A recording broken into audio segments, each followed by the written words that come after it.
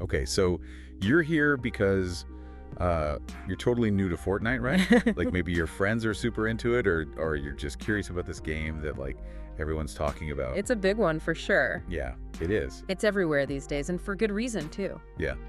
So, welcome. We're doing a deep dive today just for you, the absolute beginner. Yeah, think of this as your cheat sheet to those first few matches. Oh, yeah. You know, the ones that can feel a little overwhelming at first. Totally. We've gone through a ton of beginner resources to bring you the essentials. The must-knows? Exactly. So you can drop in feeling a bit less like a lost llama. Uh-huh. Yeah, and a lot more like you actually have a fighting chance. Right. So first things first, what even is Fortnite? Yeah, that's a good place to start. Okay, so at its core, it's this free-to-play battle royale game. Free to play, which is huge. Yeah, and battle royale meaning, picture this, 100 players all parachute onto an island, All at once. and the last one standing wins. That's it. Simple concept, but man, it can get intense. Yeah, for sure.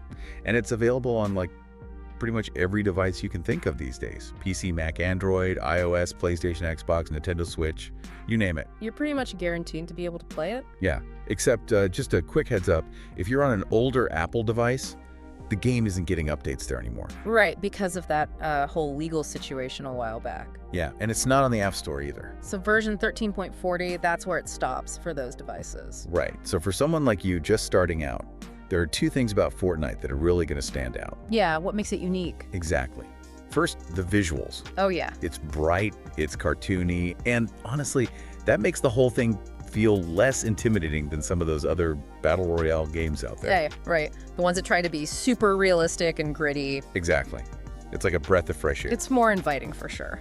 And second, and this is the big one, the thing that really sets Fortnite apart is the building mechanics. This is huge. We'll get into the details later, but just know that this is like a core skill that really defines a lot of the gameplay. It's what makes Fortnite Fortnite. Right, so our mission for this deep dive is to equip you with those crucial tips and tricks specifically for your very first matches. We want you to have fun out there. Yeah, and maybe even snag a Victory Royale, you know? Oh yeah, that's the ultimate goal. It is that sweet taste of victory. Being the last one standing or the last team standing. Exactly.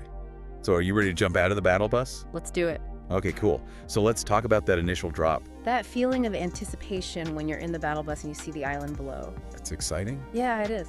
So, okay, when you first load into a match, you'll be in this pre-game area called Spawn Island. Think of it as a practice zone. Yeah, you'll see weapons and building materials just lying around. Go ahead, pick them up. Try out the shooting mess around with building a few simple structures. Just to get a feel for the controls. Exactly. But keep in mind, anything you do or collect here, it all disappears when the real match starts. Yeah, it's just a warm-up. Right. Okay, now for that iconic battle bus ride, Here we go. here's a little insider tip for you. Resist the urge to jump out right away with everyone else. Yeah, don't follow the crowd. Exactly. Yeah. The longer you wait, ideally, until there are like 3 seconds left on the bus's flight path, the fewer players you'll run into when you land. Fewer immediate threats equals more time to loot in peace. Right. And when you do finally jump, look for houses or other structures as you're gliding down, Those are your hotspots for finding loot. especially those glowing chests that often have the better stuff. Oh yeah, those are the gold mines, literally sometimes. Uh-huh. And don't worry about deploying your glider manually. It'll open automatically when you reach a certain altitude. The game's got your back on that one. Yeah, but here's a pro tip, even for a brand new player. Like, you see if you can land on the roof of a building. No, sneaky. Yeah, and then smash through it with your pickaxe. Yeah. It's a fast way to get inside and potentially grab loot before anyone else. Okay, you've landed now, the real game begins. And loot, my friend, loot is your lifeline. Absolutely. Your #1 priority in those first moments should be finding a weapon, any weapon. As quickly as possible. Yeah, that pickaxe you start with, think of that as a last resort. Yeah, only for breaking things. Or maybe if someone gets right up in your face and you have no other choice. Exactly. You've got 5 inventory slots and you want to fill them strategically. Yeah, because different weapons are good for different situations. Exactly. Like for those close quarters fights you might find inside buildings, a shotgun is super effective. Oh yeah, those are beasts up close. For more general engagements at medium range, an assault rifle or an SMG, those are good, beginner-friendly options. Yeah, they offer a good balance of range and fire rate. As you're exploring, you'll see that weapons come in different colors, from gray all the way up to gold. That's the rarity scale. The color tells you how rare and generally how powerful the weapon is. Gray is the most common and usually the weakest. And gold is the rarest and the most powerful. Yeah. But don't underestimate those gray weapons early on. Yeah, especially when you're just starting out. Sometimes knowing how to use a simple weapon well can be more valuable than fumbling around with a gold one you're not comfortable with. For sure.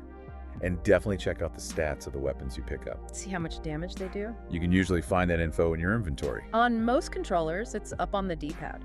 Now, if you manage to eliminate another player... And trust me, it'll happen to you and to them. Yeah, it's all part of the game. Yeah. Make sure to check their loot.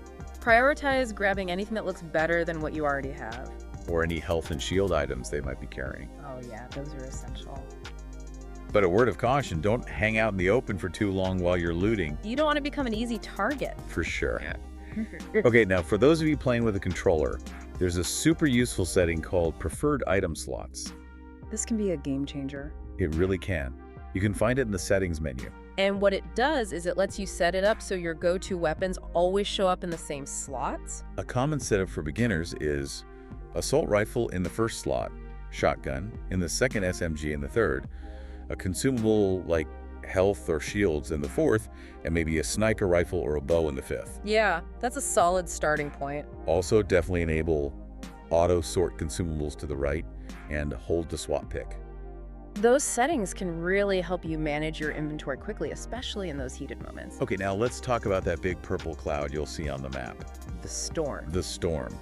That's the ever-shrinking play area, and it's a key part of every match.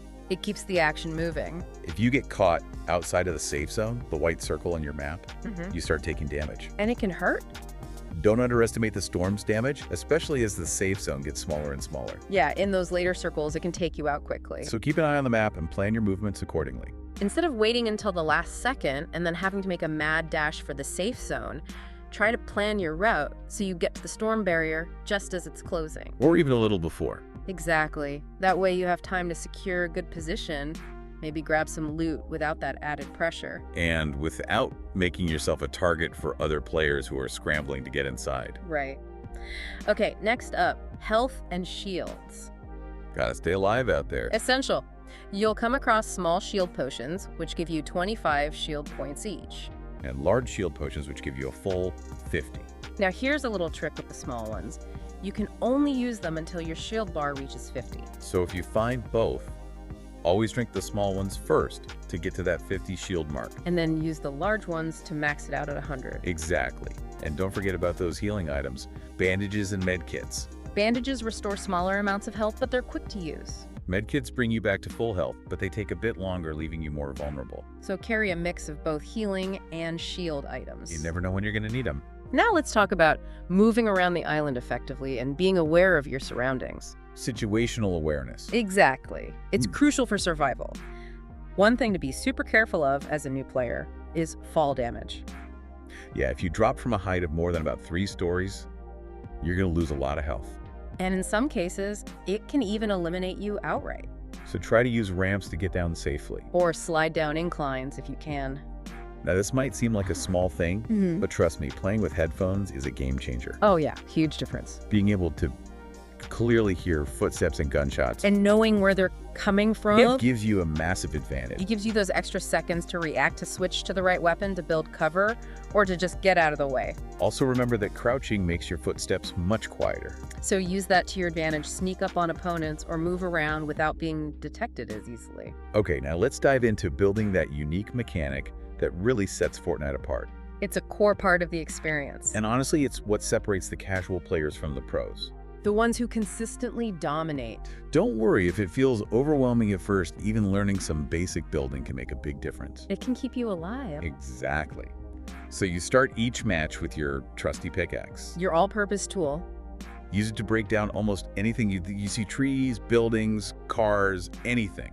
As you smash things, you'll collect materials, wood, brick, and metal. Those are what you'll use to build. You'll even hear the sound your pickaxe makes change as an object is about to break. It's a helpful cue. It is. There are 5 main building pieces: walls, floors, pyramids, stairs, and campfires. Now, campfires are a bit different. They're more like a placeable healing item. Right.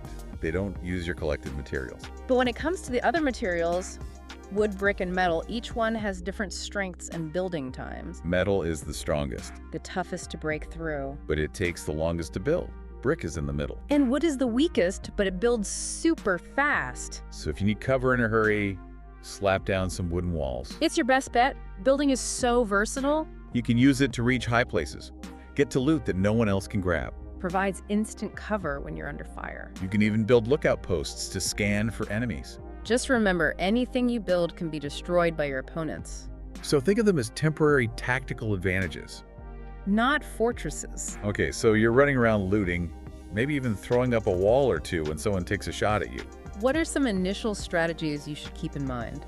What kind of mindset should a brand new player try to adopt? In those early matches, while you're still learning the ropes, try to avoid direct confrontations unless you absolutely have to. Focus on getting comfortable with the controls, with moving around the map, looting, and practicing some basic building. Find a quiet corner of the map and just build some stuff. Exactly. And when you need to heal or use a shield potion, remember, build cover first. Even just a simple wall or two. You are so vulnerable when you're standing still using a consumable. It's like putting a giant target on your back. Another helpful early strategy is to try and gain the high ground in a fight. Building a simple ramp can give you a huge advantage.